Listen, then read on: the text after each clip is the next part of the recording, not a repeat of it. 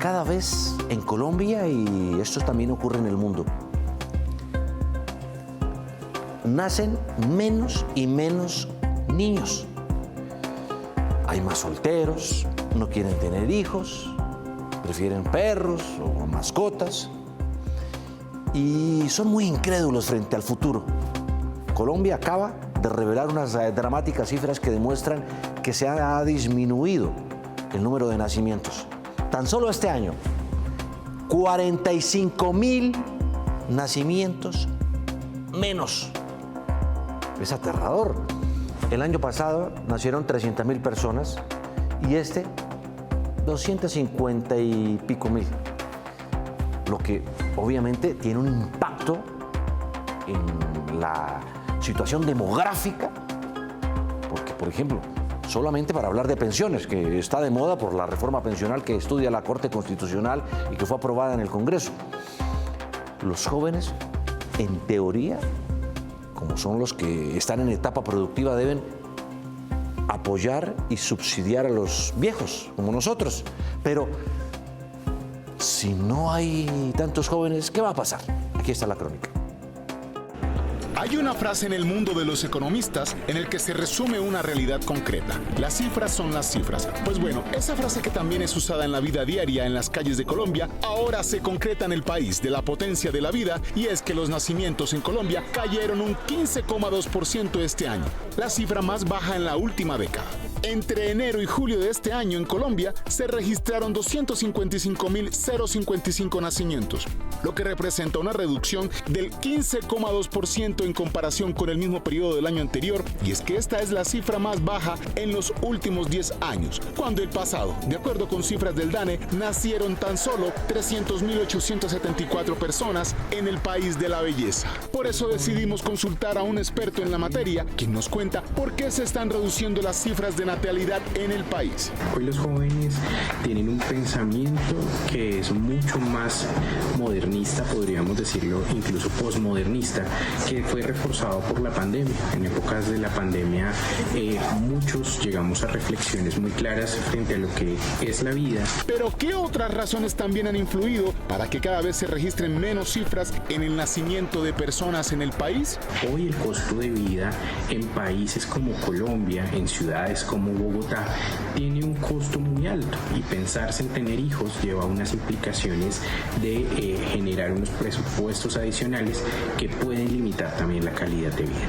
Y hoy día, ¿qué factores de las dinámicas de natalidad han influenciado para que las parejas más jóvenes se reserven la opción de tener hijos? Y hoy el hecho de que haya tanto conocimiento hace que los padres o las familias más bien se piensen más de una vez en vamos a tener un hijo, porque pues puede tener la afectación por un lado en términos de salud, pero también una vulneración social, el tema de las guerras, el tema del cambio climático, vemos también situaciones como la pandemia. En Sin Carreta fuimos hasta las calles para consultar la opinión de nuestros televidentes, y esto es lo que nos dijeron sobre qué visión tienen acerca de que cada vez más en el país las personas quieran tener menos hijos. Las opiniones son diversas. Sí, sí, no también, pero sí está.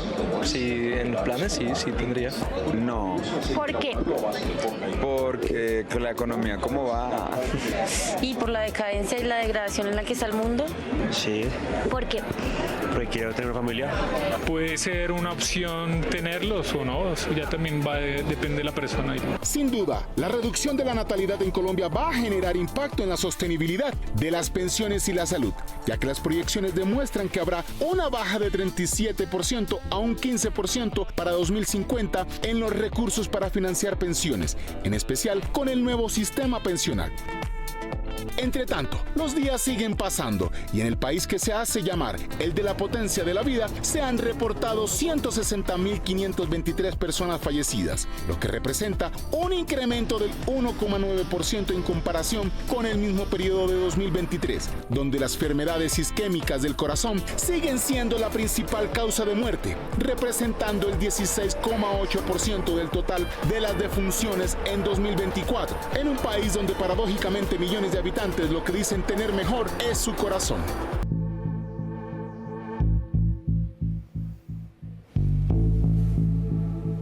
Esta escena es para quedarse uno absolutamente asombrado y preocupado también. Esto es como para quitarles la licencia de conducción inmediatamente a estos dos cuadrúpedos al volante. Este, primero, bueno, ese es el segundo realmente. Resulta que es una imprudencia que se presentó en una de las vías del municipio de Paz de Río, en Boyacá. Van los dos conductores de tractocamión, ¿verdad? El primero, no sé si podemos repetirlo, Lina, y quiero que tú lo mires. Miran, aquí está. Este animal pasa y alcanza a meterse. El otro hace lo mismo y por poco se lleva a los que iban en este automóvil, naturalmente, por su carril sin mayor inconveniente y respetando, pues, por supuesto, todas las normas de tránsito, pero estos salvajes al volante de un tractocamión. Juan, es que regla básica rota totalmente, adelantando en doble línea amarilla y en curva. ¿Qué indica eso? Cuando uno hace curso de conducción, lo primero que le dicen, y todo por su afán de adelantar una volqueta por centímetros, no se llevaron por delante a un carro pequeño negro que ahí se alcanza a ver por el otro carril. Iba una mujer manejándolo, pobrecita, quedó petrificada por el susto y no es para menos, porque incluso se puede ver segundos después como esta intenta arrancar el carro nuevamente, pero del miedo se le descuelga el carro y casi no puede volver a emprender su camino. Es realmente pues muy grave y peligroso. ¡Qué bárbaros! No, son cavernícolas al volante. Pues ayer en Sin Carreta hablábamos sobre la paz en Colombia Sostenible 2030. Salimos hoy a las calles a preguntarle a la gente qué estrategias creen que debería implementar el gobierno para disminuir los tipos de violencia que existen y lograr de esa forma la paz en el país. Miren, esto nos respondieron. Lo más importante por la educación de la población. Diría yo que en los escenarios típicos, en los colegios, en las instituciones educativas, podríamos partir por la, digamos, por la educación, por la concientización. También la corrupción es una maldad ante la sociedad, o sea, ante el pueblo, que es un robo. Empezando por ahí, ya después agrandar las condenas, eso podría ser una buena implementación. Como valores desde casa, cómo inculcarles desde pequeños a los niños, qué es lo que está bien, qué es lo que está mal. Y mucha tolerancia, porque a veces es la falta de tolerancia, mi ego está por encima de los demás y eso es lo que lleva a la violencia. Para disminuir la violencia se debe tener en cuenta más, digamos, la opinión del pueblo, ¿no? Porque muchas veces como que se ignora, digamos, las poblaciones más vulnerables. Me arrastró el cabello, empezó a ahorcarme, a asfixiarme, me golpeaba, me decía que era la única forma, que yo no iba a salir de ahí. Este relato es desgarrador. Ella es Marbella, una modelo paisa quien denunció un caso de lo que sería un presunto abuso sexual en su contra en una finca en el exclusivo sector de Copacabana, cerca a Medellín, donde según ella, un extranjero que se hizo pasar por productor audiovisual habría abusado, habría violado a esta joven y la habría maltratado física y psicológicamente. Eso es Marbella lo que cuenta ella con denuncia. todo detalle aquellos aterradores instantes que tuvo que padecer cuando este, presunto depredador la agredió sexualmente. Dejó en evidencia chats, mensajes, de sus cuentas, las fotos del hombre. Además, presentó la denuncia ante la fiscalía y detalló minuciosamente todo el ultraje y la barbaridad que tuvo que padecer en medio de una falsa promesa de ir a ser parte de una producción incluso internacional.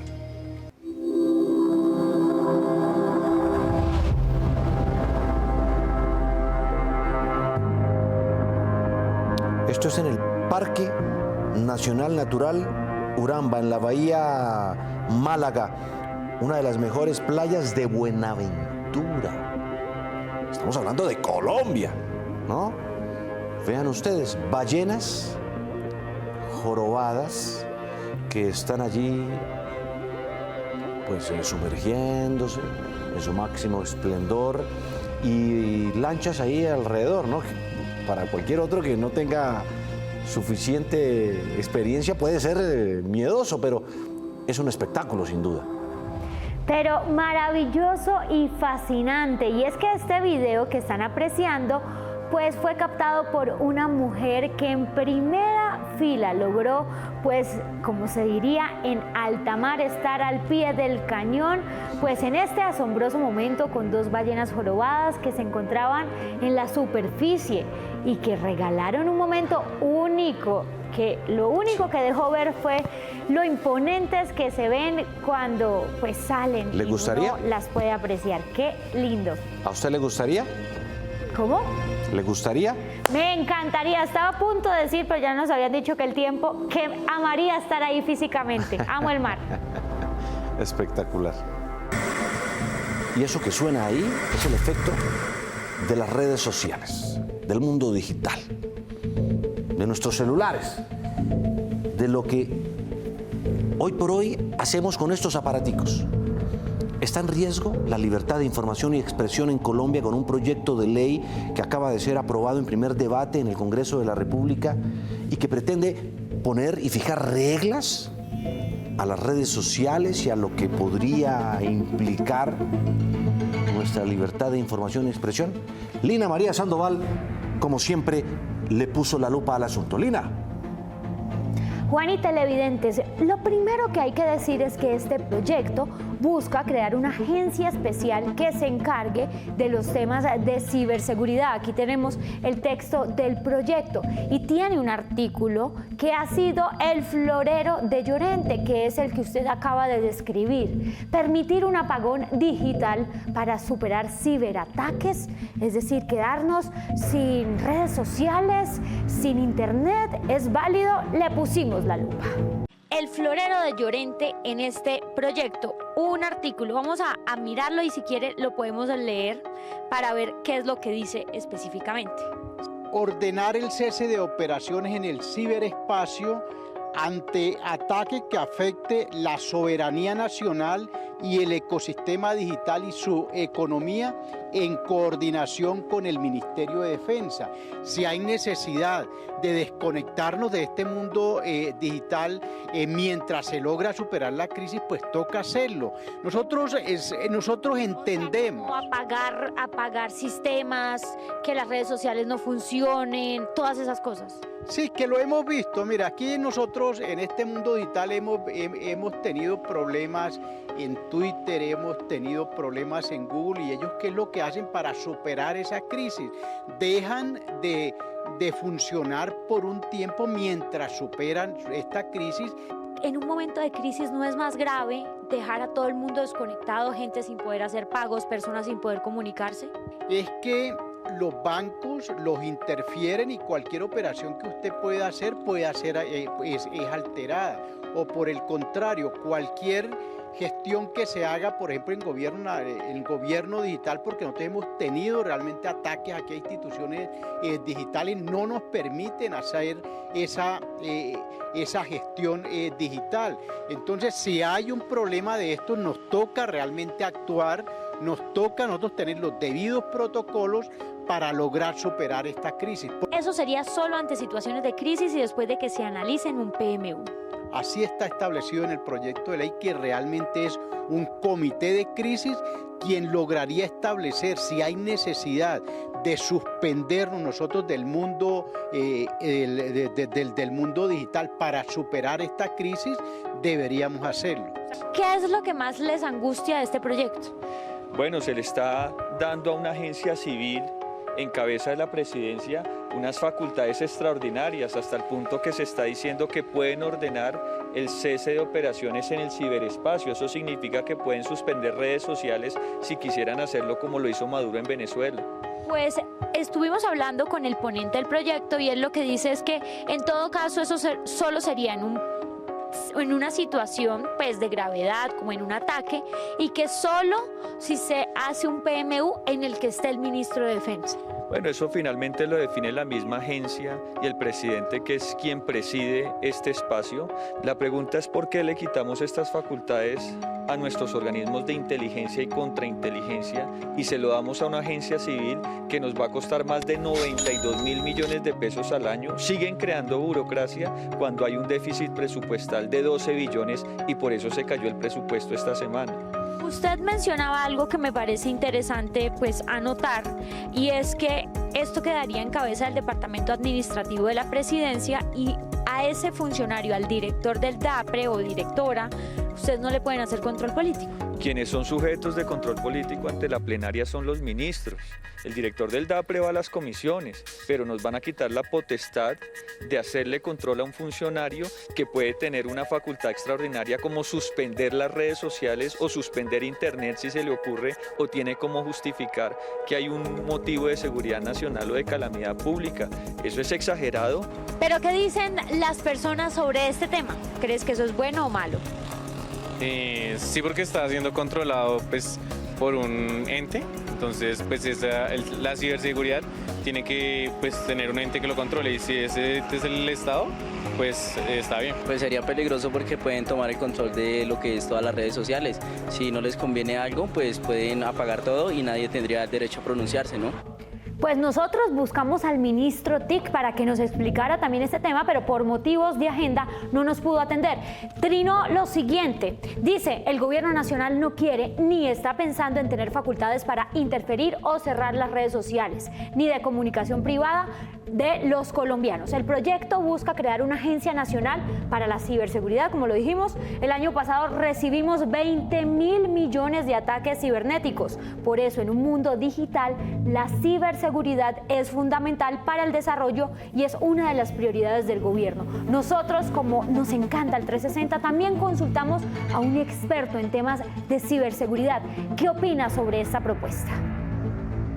Limitar el uso, pues sin duda alguna acabaría con riesgos, pero también de alguna manera limitaría la comunicación entre individuos. Entonces digamos que los expertos en seguridad de la información creemos que existe un dilema, ¿no? El dilema de la seguridad de la información, usabilidad versus controles. Usme, sur de Bogotá. ¿Pueden creerlo? En el resto de Colombia hemos oído hablar dolorosamente de fosas comunes, de restos humanos hallados después de masacres, de cosas demenciales. Ha sido la costumbre dolorosa y triste de este país. Pero que ocurra en Bogotá, la capital del país, un barrio entero con un cementerio por debajo, ¿pueden imaginárselo? Pues esta semana fue noticia eso, el hallazgo de fosas comunes, 17 casas. Pues ningún medio había ido hasta allá a observar de primera mano qué es lo que hay ahí, qué es lo que las autoridades encontraron, qué dice la gente en el sector. Después del allanamiento del CTI y la Fiscalía, llegamos nuevamente a este lugar, en el sur de Bogotá. Fue justo en este lugar, Arrayanes 5 de la localidad de Usme, en donde fue el operativo. En viviendas como las que ustedes están viendo, 17 aproximadamente fueron allanadas. Todo con el objetivo de encontrar pruebas, de encontrar esto que se estaba buscando. ¿Qué era lo que sucedía con esta banda criminal? El allanamiento tenía un solo objetivo: capturar y desmantelar la banda Los Nando, que operaba en este sector. Tras este allanamiento, autoridades hallaron lo que sería una posible fosa común. Me encuentro justo en el lugar en donde el CTI y la Fiscalía hicieron el allanamiento. Y aquí todavía está la presencia, miren ustedes, de los huecos de los que se habla, en donde encontraron algunos restos humanos, columnas, dedos, cabezas, ropa. Fue justo en estos huecos. Según autoridades, los restos pertenecían a las víctimas de esta banda delincuencial. Mientras caminaba por aquí, el silencio era abrumador. Nadie quería hablar. Miraban por las ventanas y se escondían, hasta que alguien dijo esto. Ella llegó ahí cuando mataron a 40 7 meses. También encontramos varias versiones de familiares que aseguran que la persona que fue capturada no hacía parte de esta banda criminal. Era la ex esposa del llamado Nando y solo a mí había llegado hasta este punto para poder enterrar a quien fue el padre de sus hijos y quien habían matado hace 7 meses. Lo cierto es que según las autoridades durante el allanamiento se incautaron armas de fuego y estupefacientes y en el momento de la captura la mujer tenía en su poder bolsas con droga, un revólver, 9 cartuchos, 3 grameras y 9 celulares. Esto lo escuché mientras hacía mi trabajo. Salí de este lugar con acompañamiento policial. Recordemos que este es un barrio de invasión donde posiblemente la delincuencia tiene mucha fuerza. Esta historia parece llevarnos al pasado, cuando en los años 80 y 90 la violencia cobraba vidas y se sentía el miedo en todas las ciudades.